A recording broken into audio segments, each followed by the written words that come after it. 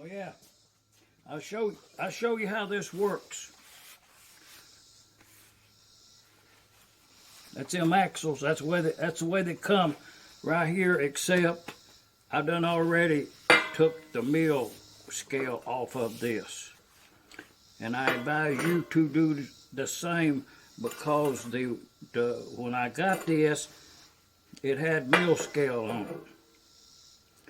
The way I found to do this best is, and this is the front or rear axle at this point, and this is an axle stub, and it goes in about right there. So you got this much overhang, and that was the point of drilling these 4 holes and making these partial axles. One in this end, one in this end. So you would have the benefit of plug welding. So to make all this work, the way I found best for me is that right there is a spacer washer, machine washer, and a cotter. And then I put in a wheel right there. That's that 3/4 roller bearing. And then these axles will vary. You never know where the weld seam's going to be. If the weld seam's in the middle, it's best. I can already tell this one's off to the corner, so it's going to be a loose fit. That's that 11 gauge. But this 3/4 solid bar fits in there. See, I know that was going to be a loose fit. It's where that welding seam is, and if that welding seam is on this project here is in the middle, then you can drive this in there and it'll hold it really secure while you're welding it. But there's them 2 holes up there at the top, clamped it to that welding table, and this cotter, I'm going to turn it where it's straight up and down. And then this clamp right here, I'm going to run it through that spoke down through yonder and put on the end of that axle down yonder about halfway. And then I'm going to put it on this shaft up here, axle stuff. And I'm going to snug it up there. Now see, you can't turn that wheel, that's too tight. But you can't turn it but 1 spoke length to test it. So, keeping that cotter straight down.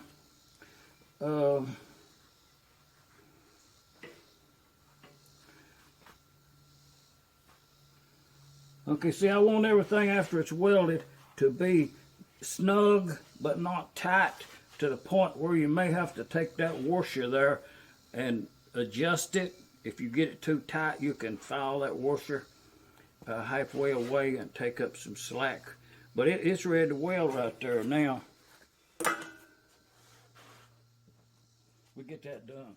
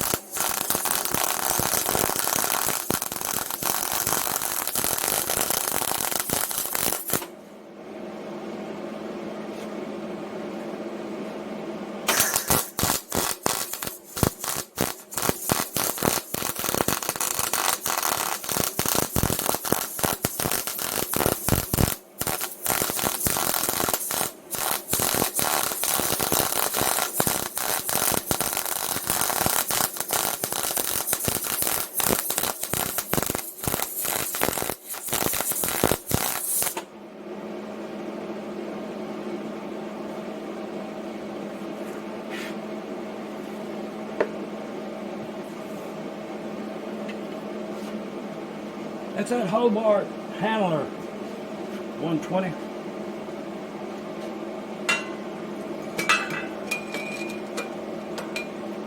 So this is what we ended up with.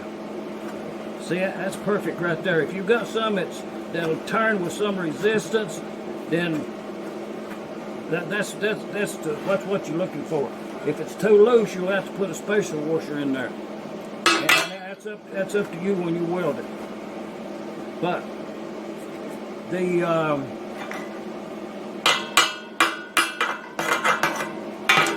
we'll be good to go there.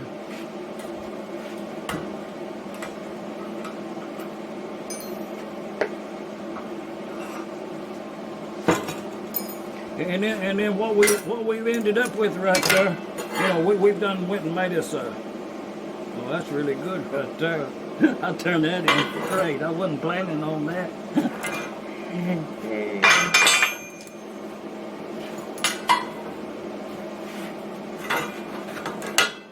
But you know, you can get your measuring tools out if you want to, and you can line all this up to their thousandths if you want to, or you can just go ahead and build a thing. Now what I'm going to do is I'm going to grind them flat with the grinding wheel, and take that metal finishing wheel and put it to the point where you won't know it's there. But on this one here, you do the same procedure as you did on that and down there. Get on the end of that axle, and on the end of this axle down here, and snug that up with your car going straight down.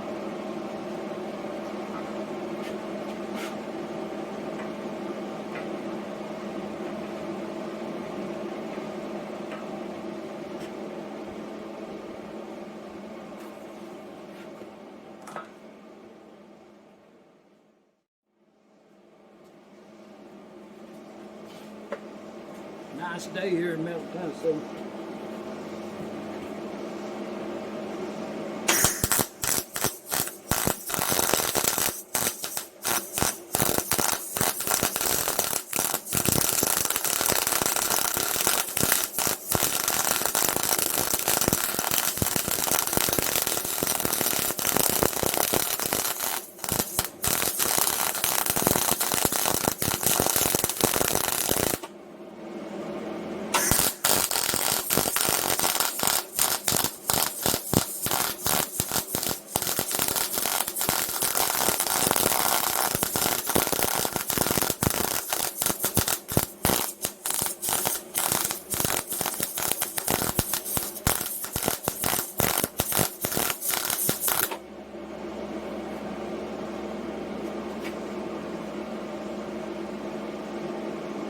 Yeah.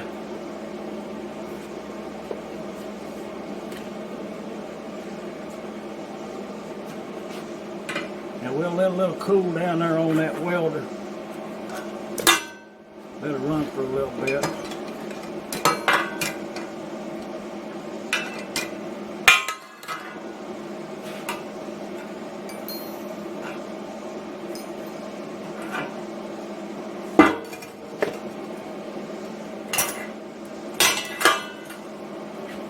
Turn that in for grade.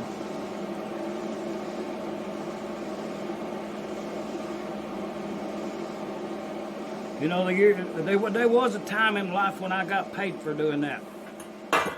Just saying.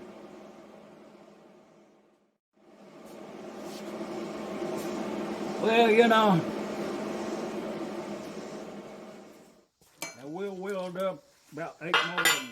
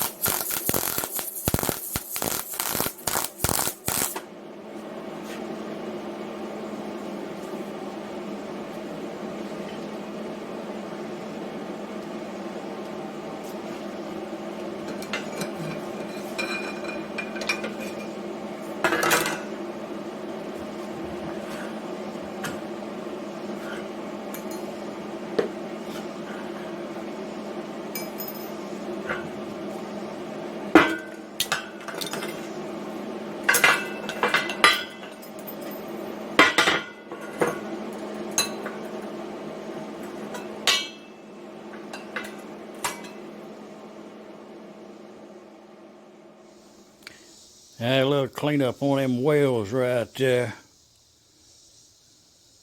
And we'll build them top pieces now.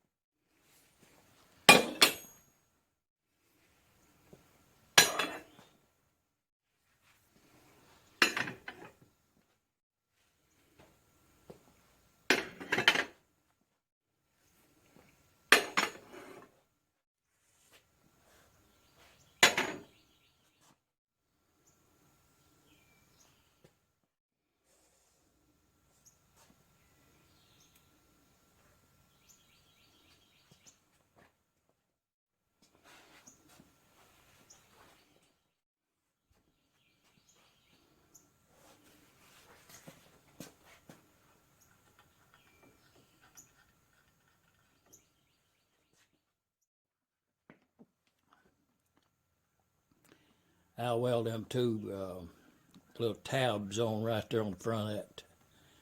That's the steering axle right there. I weld them two tabs on there. Usually I weld them 12 inches apart, equally spaced from the centerly line. So get them welded on there. That'll be the front bolster right there. That's what they call that, I think.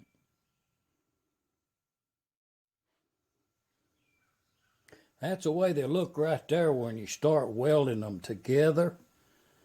You know, starts coming into shape to be something. Front bolster, they call that right there. That's the steering mechanism. Kind of call this right here one of them there engine cart kits. And this is the welding version of that. It's the only thing... It works really good. And the numbers on that is, and this is the way this thing was designed, and it's really, really easy. And what I've got right there is a flat plate down there. That's 1.5 inch by 1 inch steel blocks across there, 2 of them. And this back plate's 4 inches that way, and it's sitting on top of that flat plate.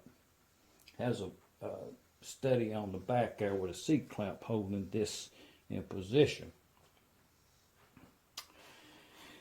This C-clamp, it's in position to weld, is where we're at in this.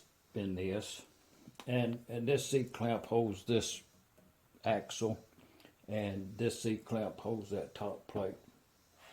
And this up stanchion part here, these 2 clamps, vice grips, holds that. And I do have where I plug welded that.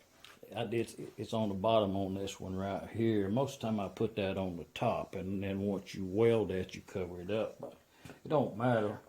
You're looking down at it at all times.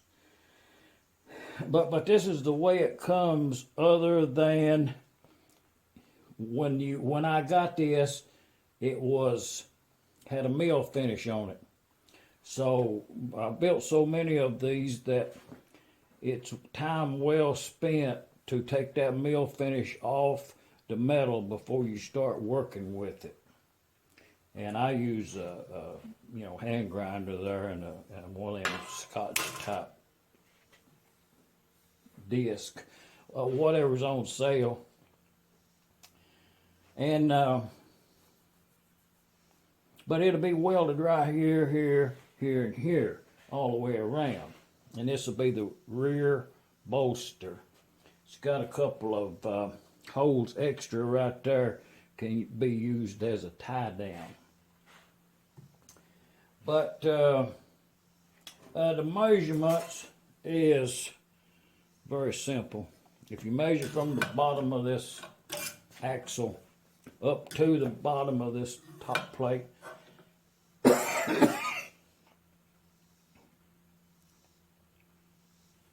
it's 4 That's 4 3/4 inches right there. Okay, you want that to be the same on both sides right there. From the bottom of this up to the bottom of that on both sides. And when you get that measurement secured, that will, well, it aligns the top and bottom. And with these 1.5 inch blocks, you have positioned this 1 inch tubing 11 gauge. You positioned it in the center of this 4 inch, that being 1.5 inches. So, the numbers.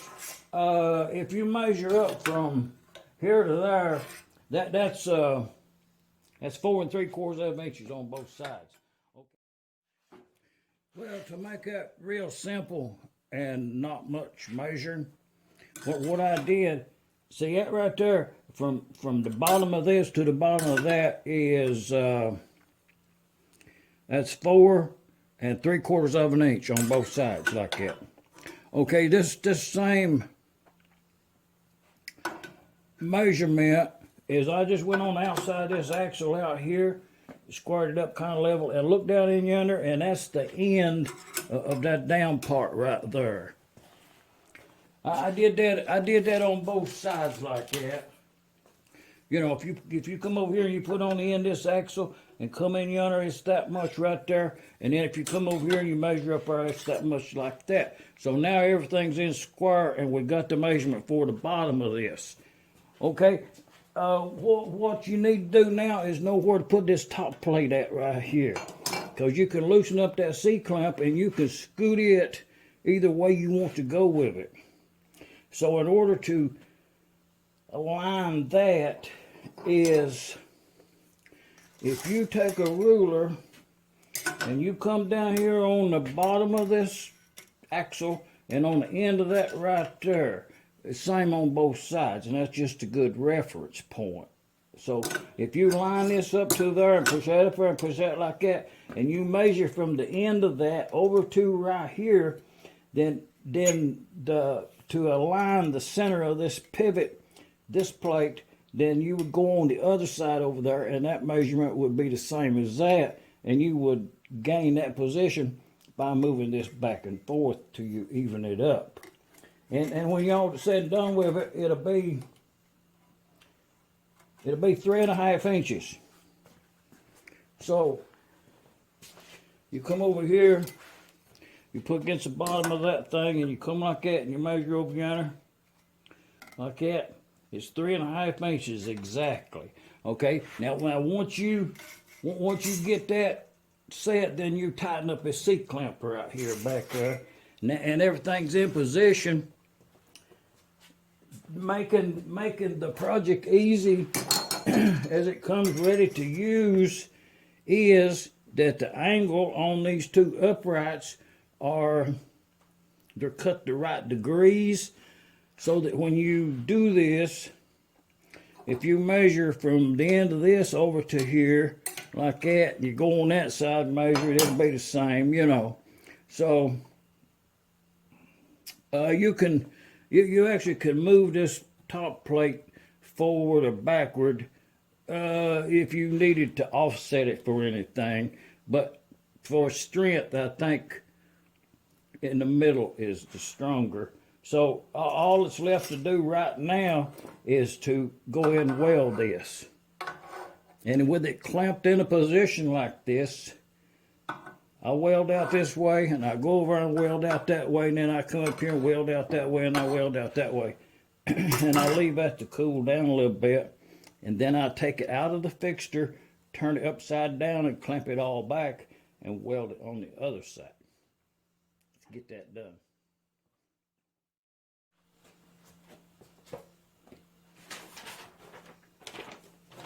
In the original drawing, that's the scale right there. That's full-size blueprint right there. You know what I mean? It's got some numbers and everything on there. I drew that up a long time ago. But that's what we're building.